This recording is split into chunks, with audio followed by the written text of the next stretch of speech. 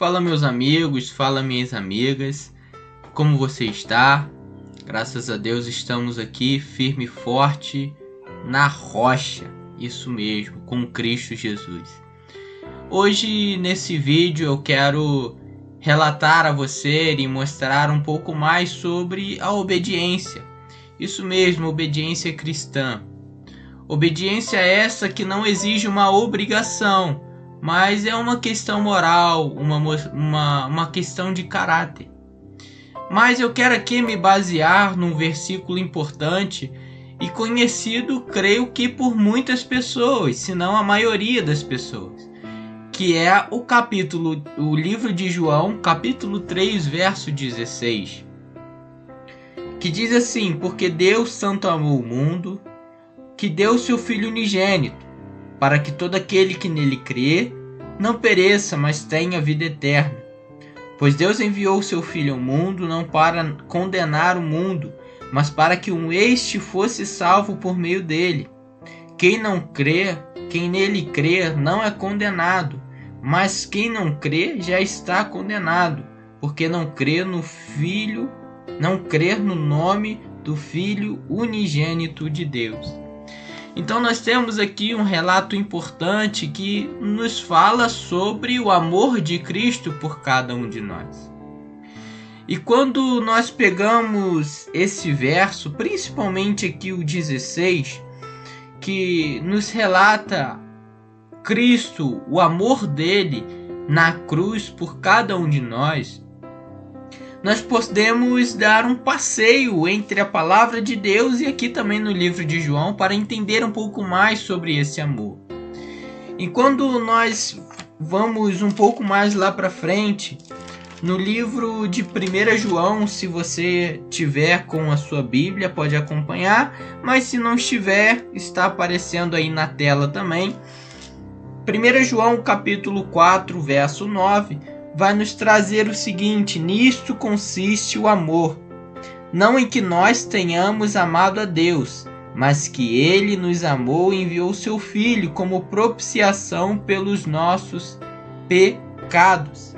Olha o verso 9 que diz: foi assim que Deus manifestou o seu amor entre nós, enviou o seu Filho unigênito ao mundo, para que pudéssemos viver por meio dele.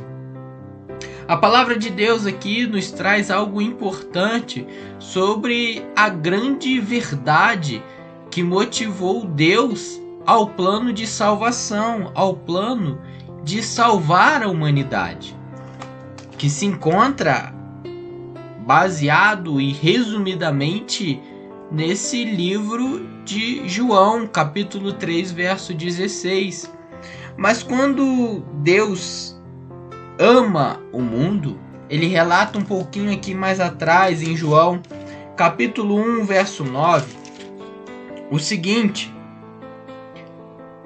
estava chegando ao mundo a verdadeira luz que ilumina todos os homens, ou seja, todas as pessoas da terra, toda a criação. Então é importante que nós possamos entender isso, que Deus ele fez isso não foi para um ou para outro, Deus fez isso por todos. Vamos ainda chegar a mais esse livro fantástico de João e mais esse capítulo 3, verso 16, que vai nos ressaltar o seguinte: que Deus ele amou o mundo tanto que foi capaz de dar o seu Filho. Isso mesmo. Quando nós vamos lá um pouco mais atrás, lá para o Antigo Testamento, e aqui em Isaías, capítulo 9, nós chegamos e vemos um propósito importante de Jesus Cristo ao mundo. Aquele que viria ao mundo com um propósito especial. Isaías capítulo 9, verso 6 vai nos dizer: porque um menino nos nasceu, um filho nos foi dado, e o governo está sobre os seus ombros, e ele será chamado Maravilhoso, Conselheiro, Deus Poderoso, Pai Eterno, Príncipe da Paz. Esse era o propósito de Jesus vir à humanidade. Ser chamado e ser exaltado, porque Ele é maravilhoso, conselheiro, Deus poderoso, Pai eterno, príncipe da paz. Isso mesmo, Jesus é tudo isso. Jesus é tudo isso. E quando aqui nós deparamos no verso 16 ainda, nós podemos se achegar a um verso importante, um pouquinho mais para trás, aqui em João capítulo 1, verso 14, que vai nos trazer o seguinte: aquele que é a palavra tornou-se carne e viveu entre nós. Ou seja, Deus, a palavra, Jesus, já existia antes de se tornar homem. Antes de se tornar homem. Então isso daqui é alguns trechos importantes para que nós possamos entender a respeito um pouco mais de Jesus. E quando nós deparamos aqui no capítulo 2 de João, verso 11, nós podemos ressaltar algo importante. Que Jesus, ele revela a sua glória aos seus discípulos por meio dos seus milagres. É isso mesmo. Jesus, ele passava, Jesus, ele curava. Ele não curava apenas aqueles que o seguiam, pelo contrário, ele curava todos. Não importa se as pessoas serviam a ele ou não, importa era que as pessoas quisessem. O cego de Jericó disse: Senhor, eu quero ver. E assim foi. Jesus deu vista a ele. Então, é importante que nós ressaltemos algumas coisas importantes que fala sobre a palavra de Deus. E quando Jesus aqui, capítulo 2 de João, verso 11, relata que ele revelou a sua glória, nos traz algo importante, que fala sobre a graça e sobre a verdade. Isso mesmo. A graça, muitas vezes em grego, ela quer dizer amor e fidelidade. Amor e fidelidade inabaláveis. Em Salmos capítulo 26, verso 3, e Provérbios capítulo 16, verso 3 também, nós podemos enxergar esse amor e essa fidelidade de Cristo. Então, dando andamento aqui, para não alongar muito o vídeo e para que você fique comigo até o final, eu quero aqui apresentar a vocês que essas palavras são entoadas também por Paulo. Quando nós abrimos aqui em Gálatas capítulo 1, verso 3, nós nos deparamos com o apóstolo Paulo relatando à igreja o seguinte: a vocês graça e paz da parte de Deus, nosso Pai, e do nosso Senhor Jesus Cristo. Quando nós vamos um pouquinho mais para frente aqui, para Efésios, capítulo 1, versículo 2 vai dizer assim: a vocês, graça e paz da parte de Deus, nosso Pai, e do nosso Senhor Jesus Cristo. Ou seja, Paulo sauda a igreja assim, a vocês, amor e fidelidade de Deus. Ou seja, a vocês, que Deus ele reine no coração de vocês, que o amor dele sobreponha a vocês, que o amor dele os faça entender quem é ele.